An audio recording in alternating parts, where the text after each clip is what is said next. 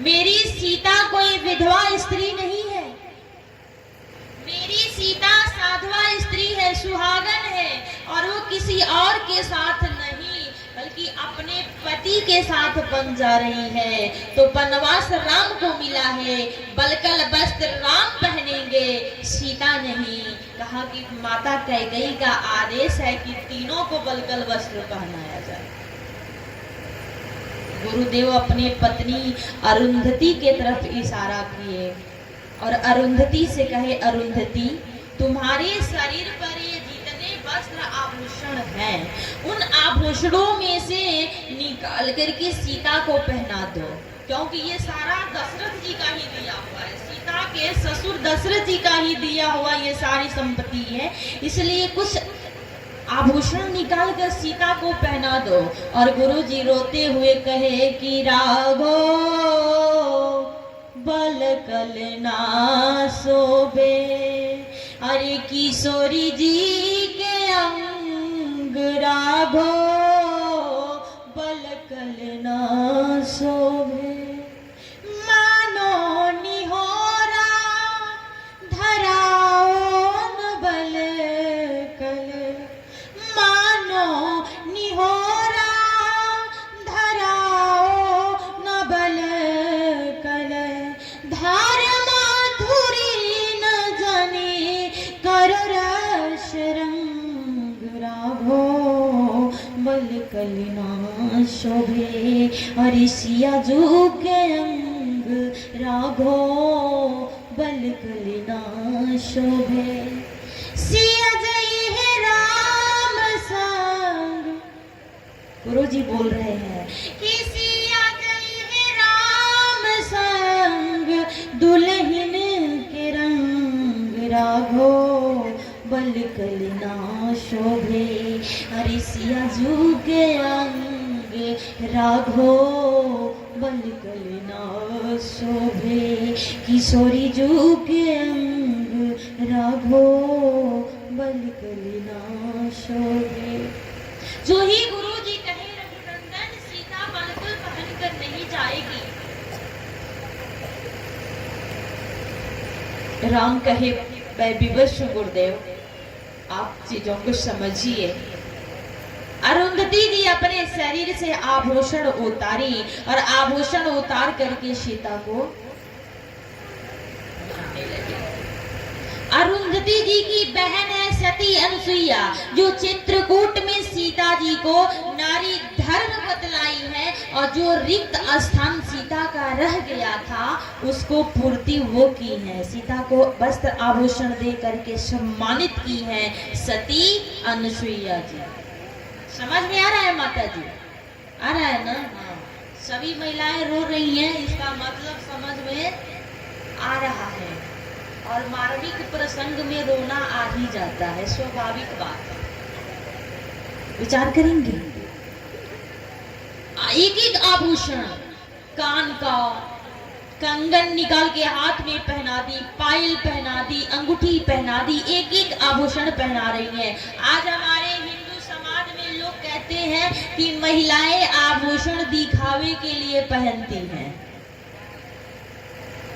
ऐसा आप लोगों को कहने वाला कोई है? हा? सब लोग कहते हैं कि आजकल दिखावे के लिए महिलाएं आभूषण पहनती हैं, लेकिन नहीं, शास्त्र कहता है स्त्री का 16 श्रृंगार होता है और 16 श्रृंगार में एक आभूषण भी होता है। और ऐसा भी आभूषण आप लोग न पहने कि खेत बेच करके खरीदना पड़े। यदि कमाई अच्छी है, खरीदना संभव है, तो आप पहन सकते हैं। आभूषण पहनने के लिए ही बना है। और सीता मैया को कैसे सजा रही हैं, कहा माथे पे बिंदी लगाते हुए, और उपदेश क्या कह रही हैं कि गहना के गुना सुन लेना, गहना चार दिन। बहुत ही प्यारा गाना है, इसको जरूर आप लोग सुनेंगे कि गहना के गुना सुन लेना, गहना चार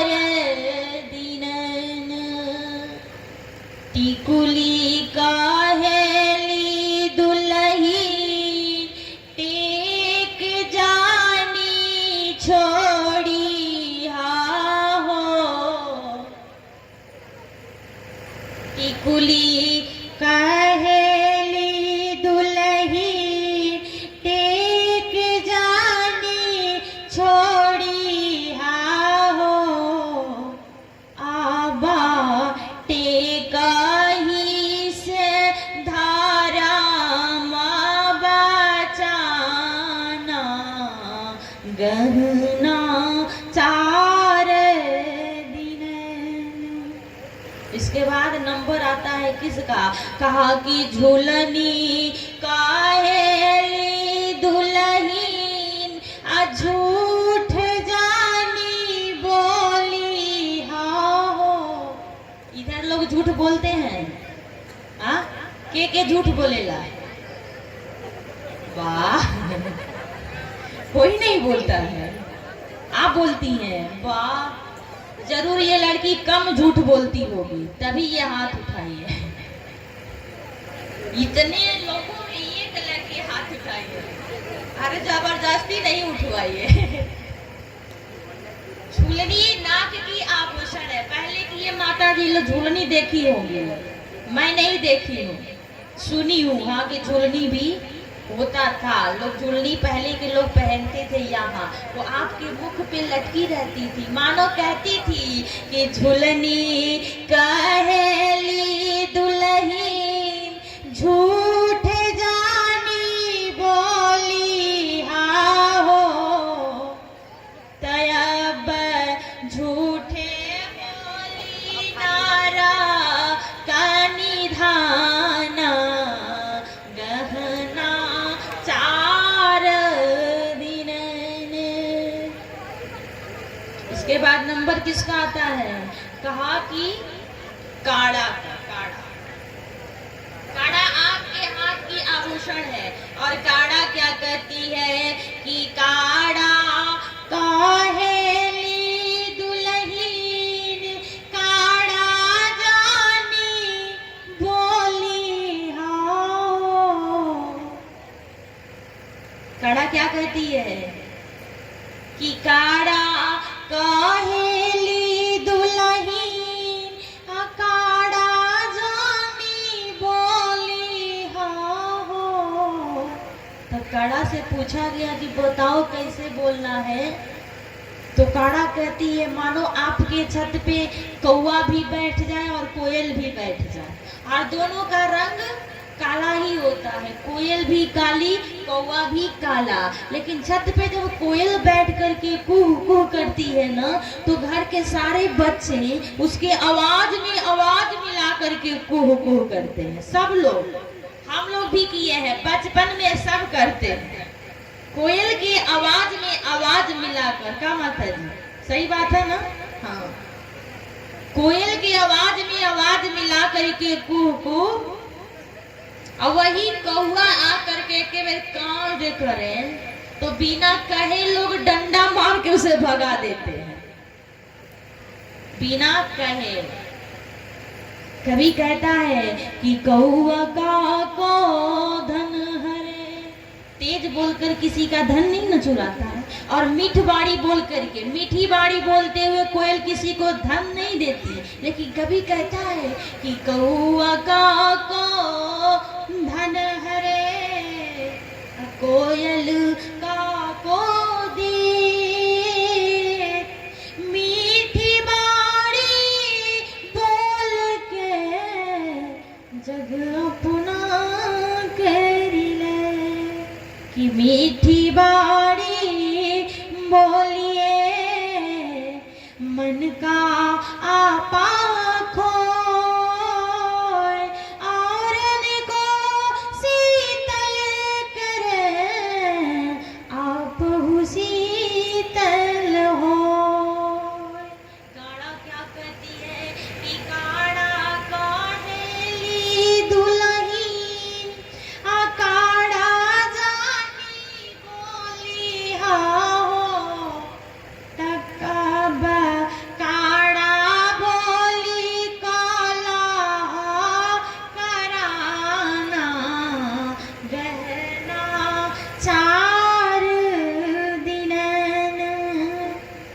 उसके बाद नंबर आता है चूड़ी का।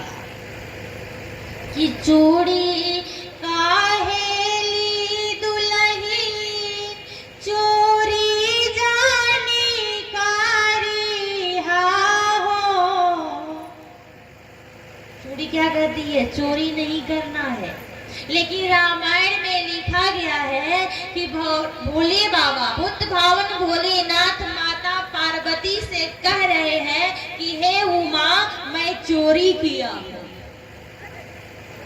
शंकर जी कह रहे हैं कि और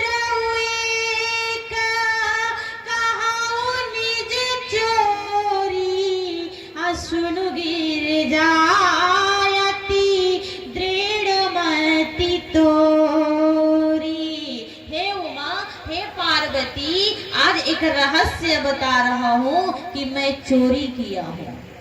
पार्वती जी जब सुनी कि शंकर जी चोरी किए हैं तो पार्वती जी कांपने लगी, कहीं प्रभु आप चोरी किए? शंकर जी कहे हाँ। कहा कौन सा चोरी? शंकर जी कहे कि किसी के खेत से जाकर के मूली नहीं उखाड़ा हो, किसी के खेत से मकई का भूटा नहीं तोड़ा हो, तो फिर कौन सा चोरी किए हैं? कहा कि भगवान का दर्शन करने के लिए चोरी से गया था तो चोरी किया हो।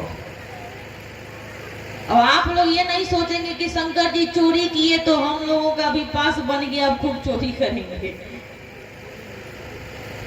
किसी की संपत्ति नहीं चुराए, किसी का धन नहीं चुराए, क्या किए हैं? कहा कि और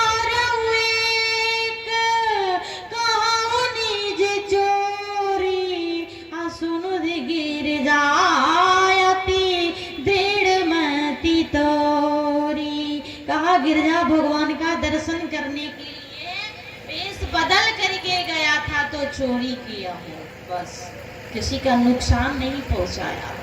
चूड़ी क्या कह रही है कि चूड़ी काहेली दुल्ही चोरी जानी कारी हा हो।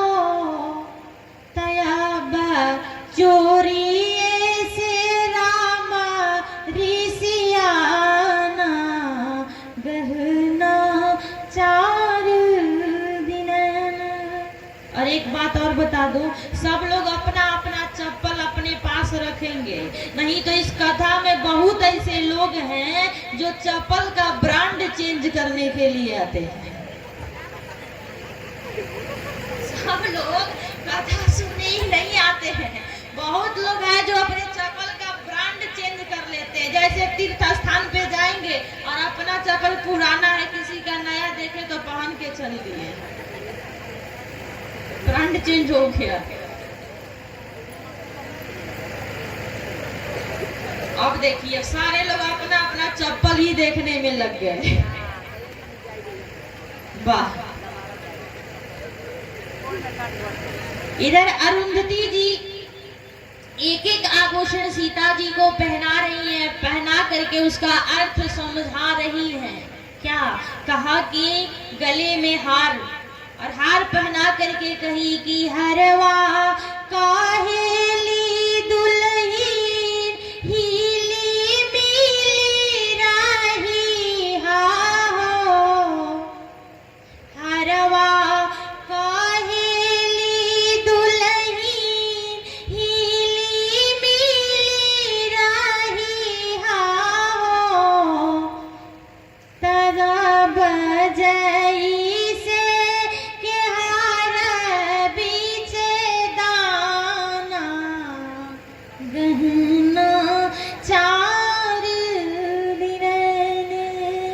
उसके बाद नंबर आता है साड़ी का।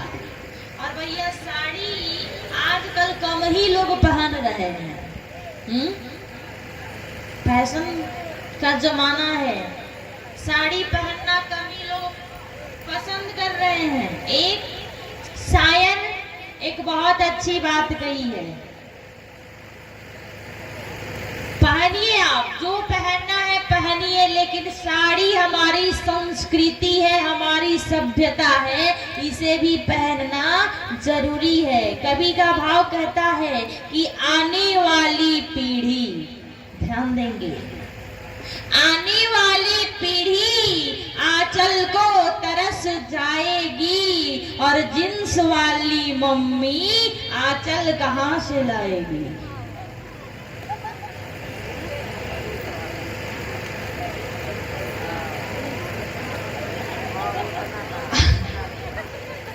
आज सती अनुसुईया की बहन अरुंधति जी सीता मैया को कैसा उपदेश दी है। कहा कि साड़ी काहेली जाए के बाटे ससुरारी हो। अब कौन ससुरारी?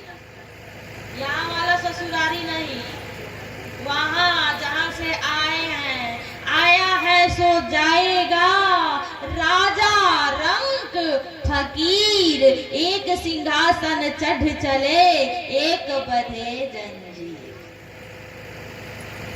साड़ी कह रही है कि साड़ी काहेली जाए के बाटे ससुरारी हो। तयब जहाँ बाटे सत्यालोक धामा, गहना चार दिन। पहुंची आप लोग देखी है? पहुंची देखी है? कहा नाक में पहनल जाला है, हाथ में। देखिए मैया लोग से पहले बाबा जी लोग इशारा कर दिए कि हाथ में पहना जाता है। पाँची हाथ में पहना जाता है। और ये पहुंची क्या उपदेश करती है कि पहुंची काहेली दुल्ही, अरे पहुंचला रही हो। तो पूछा गया कि कहाँ पहुंचना है। पहुंची नाच में? कहीं नहीं। कहा ऑर्केस्ट्रा में? कहीं नहीं। कहा तो फिर कि पहुंची काहेली दुल्ही, अरे पहुंचला रही हो।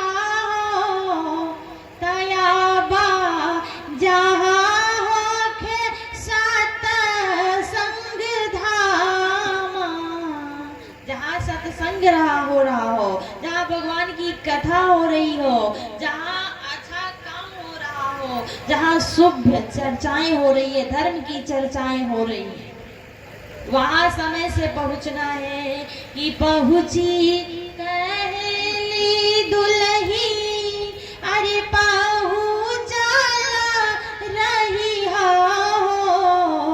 तयब जहाँ होखे सत्संग धामा, गहना चार दिन।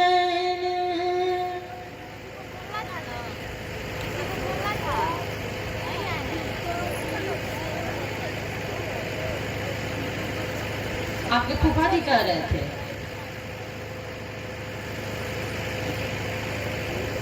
सारा आभूषण गहने पहना करके सती माता अरुंधति जी सीता को विदा करती है।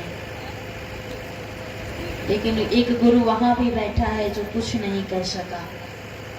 आगे बढ़ेंगे ना तो सबसे पहले देखेंगे कि रामायण का देवर, रामायण का देवर कौन है?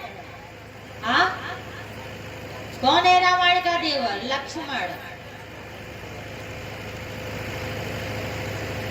रामायण का देवर लक्ष्मण अपने भाभी सीता के आभूषण भी नहीं पहचान पाया। वाल्मीकि रामायण में वाल्मीकि जी कहे हैं, जब सीता मैया का हरण हो गया और जब सीता दी अपने सारे आभूषणों को निकाल कर एक पोटली बना करके गिरा दी थी, जो पोटली सुग्रीव जी को, सुग्रीव जी के पास वो पोटली थी। और जब हनुमान जी से, राम जी से मित्रता हुई तो हनुमान जी महाराज सुग्रीव जी के पास लेकर के गए। किसको? कहा राम को ले जाकर के मित्रता करा दी। और मित्रता कराने के बाद राम जी अपनी समस्या सुना रहे हैं कि मेरी पत्नी का हरण हो गया है। सुग्रीव जी का आदेश हुआ और वो पोटली खोला गया गहना का, इसलिए कि ताकि राम पहचाने कि कहीं सीता का तो नहीं है, इससे कुछ अंदाजा लगाया जा सके। जब पोटली खोला गया तो राम जी सबसे पहले सीता मैया के हाथ का कंगन उठाए और उठा करके कंगन लक्ष्मण को दिए कि लक्ष्मण जरा पहचान कर बताओ तो तुम्हारे भाभी के हाथ का कंगन है। लक्ष्मण जी नहीं पहचान पाए। उसके बाद राम जी उठा करके कान का कर्ण फूल दिए। लक्ष्मण बताओ क्या तुम्हारी भाभी सीता का है कि यह कंकड़ कुंडल है कि सके। ध्यान देंगे, वाल्मीकि जी कह रहे हैं, राम जी पूछ रहे हैं कि यह कंगन कुंडल है कि सके। अप्रिय बंधु कहो हम हन ठिकाने, तब भैरव भार भरे प्रभु को, तब शेष महेश लगे समझाने। असेवक था पद पंकज का, वह केवल पायल ही पहचाने। ऊपर आँख उठी न कभी, तो वह कंगन कुंडल क्या पहचाने। सीता जी के आभूषण में से पायल उठा करके लक्ष्मण जी कहे, भैया मैं सुबह सुबह जब माता सीता का चरण स्पर्श करने के लिए जाता था तो सीता मैया के पांव में ये पायल देखा हूं, और इस पायल को देख करके मैं पायल को पहचान गया, और इस पायल को देखकर मैं कह सकता हूँ कि ये हमारी भाभी सीता का है। ये है रामायण का देवर, महाभारत का देवर। भरी सभा में जहां सारे अपने,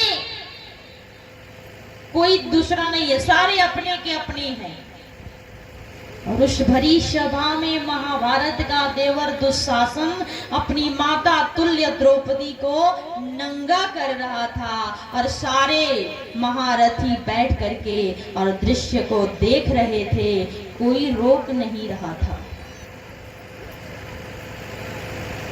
विचार करेंगे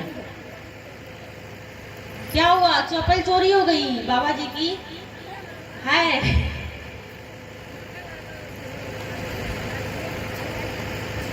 है तो बढ़िया है, ठाकुर जी की कृपा है। चलिए 2 बार कीर्तन, इसी बहाने सब लोग हंस तो लिए भाई। प्रसंग आज का बहुत मार्मिक रहा तो इसलिए सब लोग हंस लिए, दोनों हाथ उठा करके ताली बजाते हुए। आनंद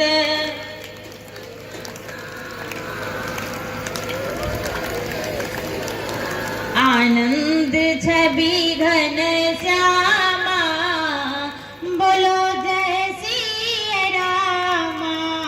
आनंद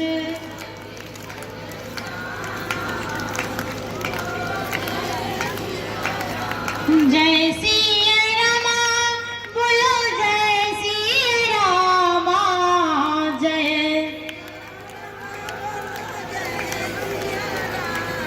जय श्री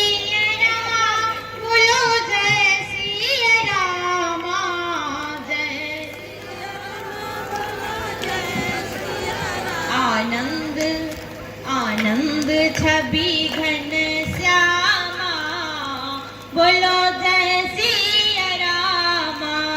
आनंद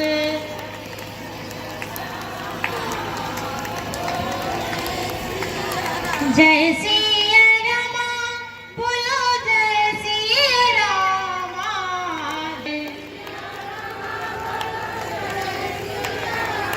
आनंद छवि घन श्यामा, बोलो जय श्री रामा। आनंद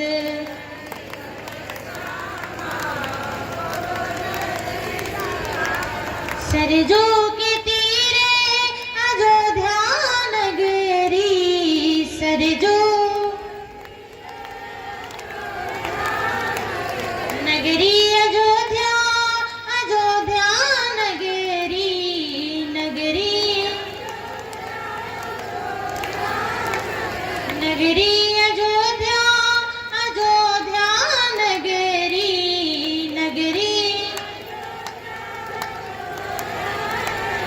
प्रगटे प्रगटे जहाँ सुख धामा, ओ बोलो जय सिया रामा। प्रगटे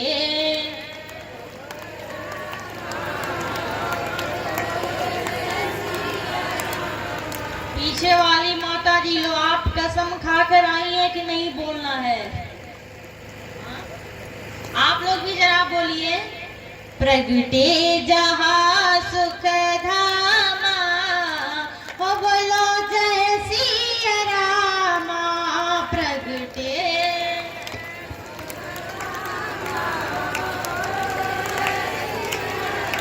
राम लखन के सुंदर जोरी, राम सुंदर जोरी, वो सुंदर जोरी, सुंदर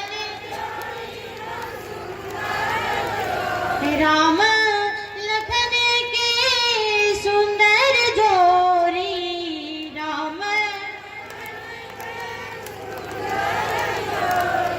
चवर चवर डुलावे हनुमाना, हो बोलो जय सिया रामा। चवर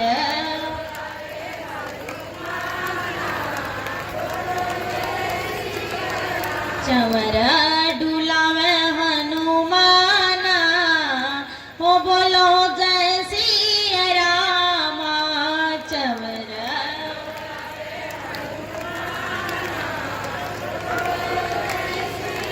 सियावर रामचंद्र की, बख्तियारे भगवान की।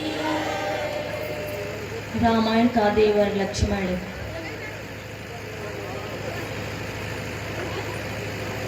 जब माया रूपी मारीच का वध करने के लिए प्रभु श्री राम मारीच के पीछे पीछे चले, तो आपको एक चीज देखने को मिलेगा, सीता की सुरक्षा की व्यवस्था जरा ध्यान से देखेंगे लक्ष्मण जी कैसे किए हैं। कहा जब मारीच का वध करने के लिए प्रभु श्री राम मारीच के पीछे पीछे बढ़े चले,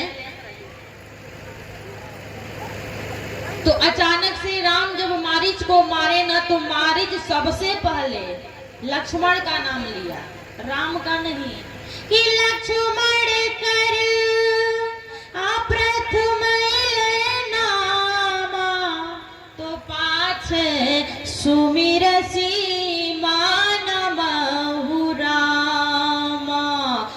हा लक्ष्मण हा लक्ष्मण हा लक्ष्मण।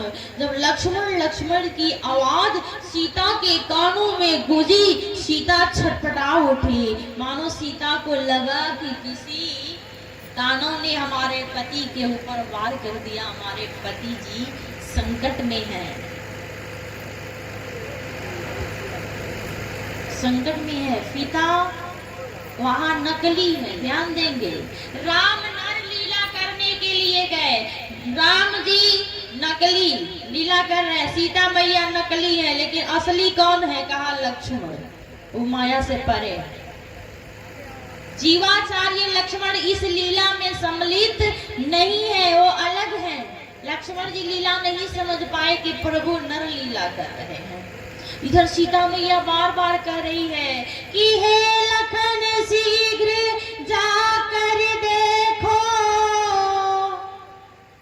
रघुराई तुम्हें पुकार रहे, भाई के थके हुए बाजू, भाई के बाट निहार रहे।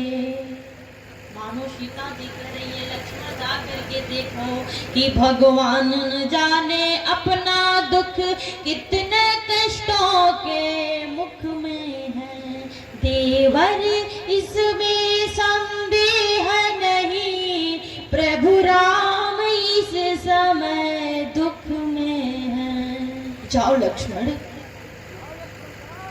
लक्ष्मण जी कहे कि नहीं, जिन हमारे भैया के इशारे मात्र से सृष्टि का प्रलय हो जाए, क्या वो हमारे भैया कभी विपत्ति में पड़ सकते हैं? नहीं माँ, ऐसा कभी नहीं हो सकता। सीता जी कटु शब्द बोली है वहां पे। क्या बोली? कही कि एक भाई वनवास करा दिया और तुम पीछे पीछे इसलिए ना आए हो कि राम को कुछ हो जाए कि अवध का राजा तुमको बना दिया जाए। वाह! जो लक्ष्मण अपने पत्नी का भी त्याग कर दिए, माता सीता आज कटु शब्द कर रही है कि अच्छा लखन मैंने जान लिया कि स्वार्थ का भाईचारा है। तुम वन में साथ जो आए हो, कछु मतलब और तुम्हारा है। इस दुनिया के खुदगर्जी में खोए ना अपना जान कोई, भाई सा जग में हित नहीं, हाँ भाई सा दुश्मन है कोई। थोड़ा सा लालच में आकर के भाई भाई के खून का प्यासा बन जा रहा है। सीता मैया विलाप कर रही हैं। इतना कटु शब्द बोली, इतना कटु शब्द बोली कि लक्ष्मण को विवश कर दी, जाने पे लक्ष्मण को मजबूर कर दी। और लक्ष्मण जी वहां पे एक रेखा खींचे हैं जिसे लक्ष्मण रेखा के नाम से जाना जाता है। सारे वन के देवताओं को, देवियों को साक्षी मान करके रेखा खींच दिया और सीता जी से कहा कि माँ, मैं आपके आदेश का पालन करने के लिए जा रहा हूँ, लेकिन माँ सावधान रहना है। कैसे? कहा कि अच्छा माता मैं जाता हूँ, तुम सावधान होकर रहना, मैं रहा आज्ञा के भीतर, तुम रेखा के अंदर रहना। इस रेखा को उल्लंघन कर कुटिया अंदर जो आएगा, है यही शपथ इस लक्ष्मण का, ओ यही भस्म हो जाएगा। किसको साक्षी बनाई?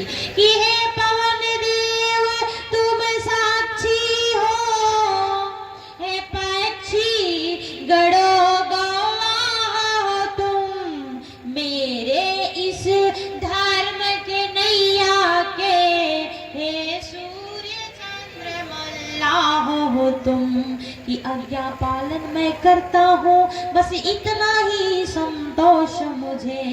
भैया यदि मुझे उल्लंघन दे तो कह देना निर्दोष मुझे राम के सामने केवल निर्दोष साबित कर देना। और लक्ष्मण जी चले गए और इसी बीच सीता जी का हरण हो जाता है। लक्ष्मण के लिए अपने नाम का रेखा खींचने वाला लक्ष्मण ऐसा देवर महाभारत में नहीं मिलेगा। महाभारत का देवर तो सभा में द्रौपदी को नंगा कर रहा है। द्रौपदी सबसे गुहार लगाई, सबको पुकारी, कोई नहीं बचाया। द्रौपदी की रक्षा आकर के कौन करता है? कहा कि परमात्मा भगवान श्री कृष्ण आकर के द्रौपदी की रक्षा किए, द्रौपदी की लाज को बचाए। हमारे कन्हैया प्यार में, प्रेम में ऐसे फंसे कि द्रौपदी के सगे भाई नहीं थे कन्हैया, सगे भाई सुभद्रा के थे, लेकिन द्रौपदी को नंगा नहीं होने दिया।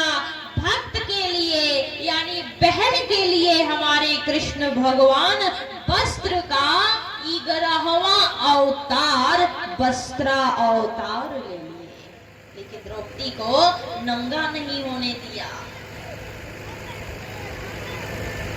इसलिए बाबा तुलसी लिखे हैं कि रामचरितमानस का अनुसरण किया जाए, रामचरितमानस को सुना जाए, रामचरितमानस को समझा जाए तो जीवन धन्य हो जाएगा, जीवन का कल्याण हो जाएगा। हमारे परिवार में, आपके परिवार में शांति आएगी कब? महाभारत सुनने से नहीं, महाभारत से अशांति आती है और रामायण से शांति आती है। इसलिए मैं आप लोगों के बीच इस प्रसंग को रखी। 10:30 हो गया, आरती प्रसाद हो रहेगा।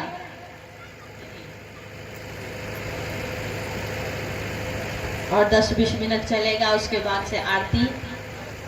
और चलो सिंगल बोला है बाबा जी, सिंगल बोलने में बहुत मेहनत लगता है। संगीत से 4 घंटा और सिंगल 2 घंटा बराबर होता है।